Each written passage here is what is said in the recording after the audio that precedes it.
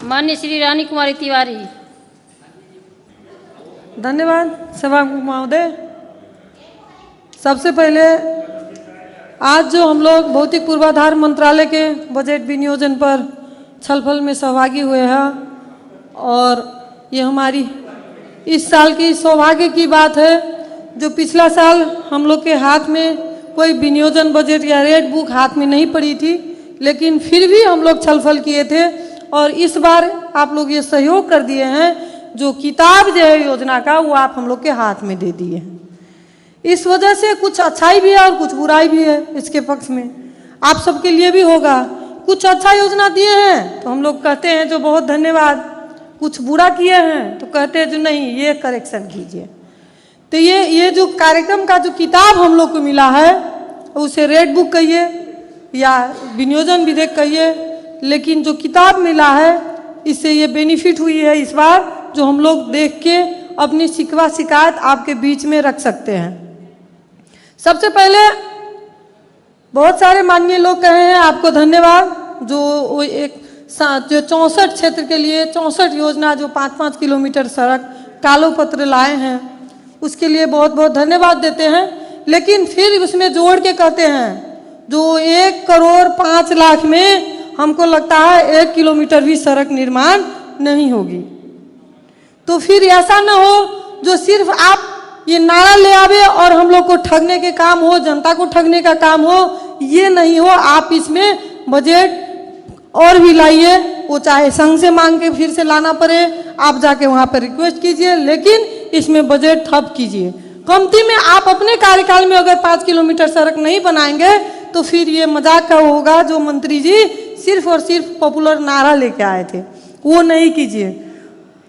उसके बाद मैं सड़क पे फिर से कहूँगी, जो सड़क निर्माण हो रही है चाहे वो उत्तर प्रदेश से हो चाहे स्थानीय सरकार से हो, सड़क मतलब ढलान हो जाने से सड़क हो गया ये बात नहीं है। उससे सिर्फ आप कीचड़ से मुक्ति पा लिए, लेकिन सड़क से कीचड़ तो खत्म हो गई, घर में कीचड़ की शुरुआत हो गई है। उसका वजह यह है जो आप सड़क ढलान कर दिए हैं और सड़क से नीचे आपके जनता के बस्ती है और उस बस्ती के घर घर में पानी घुस रही है और वहां पे अब कीचड़ दिखाई देने लगी है। तो सड़क तो आप ढलान करके अच्छा बना दिए, लेकिन वो कीचड़ जो घर में हो रही है उसके लिए आप अध्ययन अनुसंधान करवाइए। जो सड़क बनाते वक्त क्या मापदंड आप तय कीजिएगा, कितना हाइट के सड़क बनाइएगा। ये नहीं जो सिर्फ हम लोग भर भर के इतना ऊंचा आदमी से ऊंचे ऊंचे सड़क बना देते हैं और घर गांव लोग जो होता है वो डूबान में पड़ जाते हैं। एक थोड़ा सा भी बारिश हो तो घर घर में पानी घुसने लगती है। क्योंकि हम लोग जिस गांव सब में रहते हैं, मैं तो वैसे भी जलेश्वर मेरा निर्वाचन क्षेत्र है और वो नाम से ही जाना जाता है जो जलेश्वर, क्योंकि वो सबसे गहराई में है और वहाँ पे पानी जल ज़्यादा मिलता है। तो थोड़ा सा भी बरसात हो जाए तो लोग को घर में पानी जाने लगता है। तो जब सड़क ढलान किए तो लोग बहुत खुश थे जो भाई कीचड़ से मुक्ति मिल गई, लेकिन अब घर में कीचड़ होने लगी है, ये गुनासो भी आने लगी है। तो हम लोग प्राविधिक नहीं है, हम लोग सिर्फ सड़क का सिलेक्शन करते हैं जो फलना सड़क में काम हो, लेकिन वो काम किस तरह से होगा और घर भी सुरक्षित रहे और सड़क भी, उस पर अनुसंधान करवाइए। ये कल के दिन में बहुत बड़ी समस्या के रूप लेने वाली है, क्योंकि घर घर में अब कीचड़ जब होगी तो जनता लाठी लेके बाहर निकलेगी, वो सड़क को रहने नहीं देगी, सड़क को भी फोड़ को फेंक देगा, क्योंकि जनता जनार्दन अभी भी वही मालिक है, इसलिए वो गुस्सा में ना आ जाए। उसके बाद हम लोग नाला नहीं निर्माण कर पा रहे हैं, वो मधेश की बड़ी समस्या है। कलवट निर्माण नहीं कर पा रहे हैं, वो बहुत बड़ी समस्या है, क्योंकि सड़क आप बना देते हैं, अगला साल जाते हैं खोजने तो फिर वो सड़क टूटा फूटा हो गया रहता है। उसका वजह एक है जो आप पानी का निकास सही तरीका से नहीं दे पाते और उसके लिए अध्ययन अनुसंधान कोई नहीं है।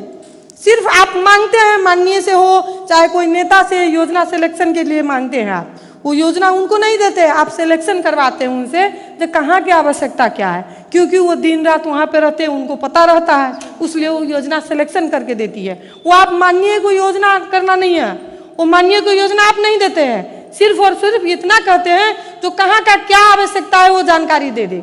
हम लोग एक लेटर पैड पर हो या मौखिक रूप से हो या आजकल तो नेट का व्यवस्था है तो मेल हो इंटरनेट से कोई भी व्यवस्था करके हम लोग आपको मैसेज देते हैं जो फलना का अवस्था ये है, वहाँ पे तत्काल आवश्यकता है, अगला जगह कुछ और दिन बाद भी बनाने से होगा।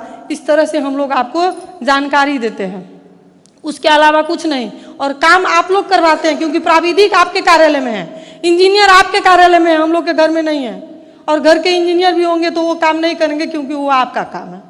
तो आप वहाँ से अध्ययन अनुसंधान करवावे, जो रास्ता जो हम बनाते हैं उस रास्ता को सुरक्षित है कि नहीं, उससे किसी और को क्षति होगा कि नहीं, वो देख के काम करवाए तो और अच्छा होगा। क्योंकि 3 साल तो बीत गई सीखते सीखते, अब ये चीज़ एक समझ में आया है हमको भी, जो अध्ययन बिना किए सड़क अगर बनाते हैं तो सड़क काम की नहीं रह जाती है।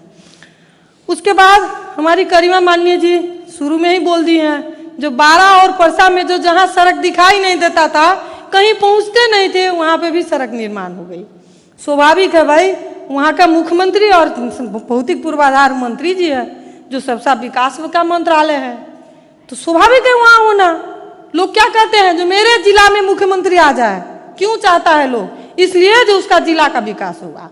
तो आपके जिला का विकास तो हो रहा है, लेकिन हम ये जरूर कहेंगे, जो सिर्फ आप उसी जिला के मंत्री नहीं है, मंत्री सभी जिला के हैं, मुख्यमंत्री सभी जिला के हैं, इसलिए वहाँ पर भी आप पहुँचे जहाँ पे आज कोई नहीं पहुँच पाता। जैसे आप अपने जिला को पहुँचते हैं, जो कोई नहीं पहुँचता वहाँ पे जितेंद्र सोनल या लाल बहादुर राउत माननीय जी पहुँचते हैं, वो माननीय मंत्री जी वहाँ पर भी पहुँचे जहाँ पे कोई नेता नहीं पहुँचते। हम लोग ये आशा रखते हैं जो आप वहाँ पर भी पहुँच सके। उसके बाद मैं जनता आवास कार्यक्रम में आ रही हूँ, मेरी सुनीता माननीय जी भी बोली है, मैं फिर उसमें जोड़ती हूँ, जो आप जनता आवास बना रहे हैं, हम लोग देश को ODF घोषणा कर चुके हैं। पता नहीं है संघ में क्या कह के वो कार्यक्रम, ये कार्यक्रम तो संघ का है, प्रदेश को हस्तांतरण किए हैं, संघ से भेजे गया कार्यक्रम है, लेकिन कैसे यह कार्यक्रम बनाया गया है वो हम नहीं समझ पा रहे हैं। क्योंकि हमारी देश ODF घोषणा किया हुआ समय गुजर गई है, लेकिन उस जनता आवास में हम शौचालय नहीं दे रहे हैं। तो शौचालय अनिवार्य रूप में रखिए। और दूसरा बात मैं और जोड़ती हूँ कि उसके साथ साथ वहाँ का सड़क का व्यवस्था भी कर दीजिए, क्योंकि दलित बस्ती जो होती है वहाँ पे गंदा उंदा थोड़ा ज़्यादा ही हो जाता है। इसलिए अगर सड़क व्यवस्थित बना दीजिएगा, क्योंकि हम लोग को उससे निकालना है, जो पिछड़ा हुआ है उसको ना बाहर निकालना है। तो इसलिए उसमें जो जनता आवास का योजना हो रहा है, सकभर उसको ऐसे कीजिए, एक ग्रुप में घर बनाइए जो आपको दिखाई भी देगा, एक बस्ती स्वच्छ सुंदर बस्ती बन गई है। सकभर कोशिश वो कीजिए, जो टुकड़ा टुकड़ा में 2-2 घर नहीं डिवाइड कीजिए, एक जगह बनाते हैं 20 घर 25 घर, इस तरह से बनाइए, कोशिश कीजिए जो सबको एक जगह समेट के बनाए, वहाँ पे सड़क बना दे, शौचालय बना दे, तो एक सुंदर बस्ती दिखाई देगी और आपका काम का भी मूल्यांकन होगा, क्योंकि वो एक बस्ती नमूना होगी।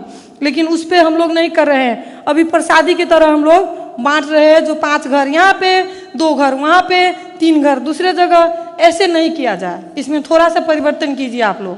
हम ये कहते हैं, जो सकभर किसी वार्ड में कर रहे हैं, किसी एक वार्ड को पहले छानिए, उस वार्ड में कितना दलित का घर बनाने की अवस्था है उसको बना दीजिए, बल्कि फिर अगला साल किसी और वार्ड में बनाएंगे।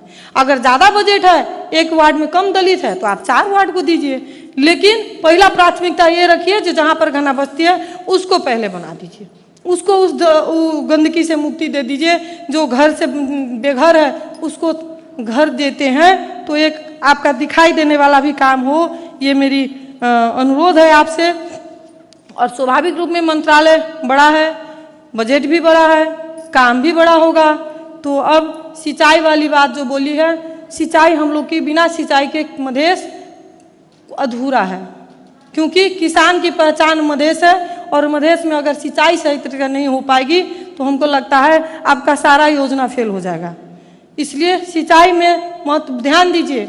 उसमें भी क्या है, जैसे मेरे क्षेत्र के मैं बात बोल दूं, वहाँ पे DPR जो डिप ट्यूबवेल निर्माण होता है वो बहुत ज़्यादा सक्सेस नहीं है, वहाँ पे बहुत ज़्यादा सक्सेस नहीं हो पा रही है, लगानी बहुत बड़ा है, लेकिन उस हिसाब से उपलब्धि वहाँ पे नहीं हो पा रही है। तो वहाँ के लिए क्या किया जा सकता है, उस तरह का और भी जगह होगा जहाँ पे दिखाई देगा जो समस्या सब, उसको हल कीजिए, तो वहाँ पे क्या समस्या का समाधान होगा।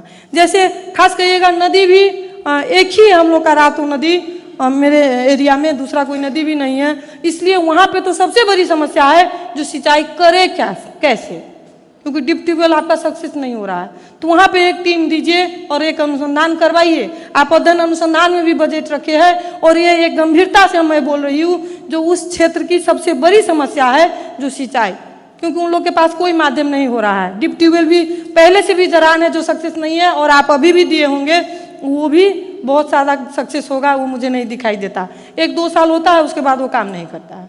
तो उस पर एक अध्ययन अनुसंधान करवाइए, जो नया क्या रास्ता हो सकता है वो आप लोग कराएंगे, ये मेरी अनुरोध है। और फिर से मैं बोलूँगी, जो आप ये नहीं भूलिए, जो 8 जिला के आप मंत्री हैं और हम लोग भी आप ही के सांसद हैं, आप ही के मंत्रालय के प्रतिनिधित्व हम लोग कर रहे हैं, आप ही के सरकार के प्रतिनिधित्व कर रहे हैं, तो वो नहीं भूलिएगा। ये कहते हुए आप लोग को धन्यवाद देते हैं। जय मधेश।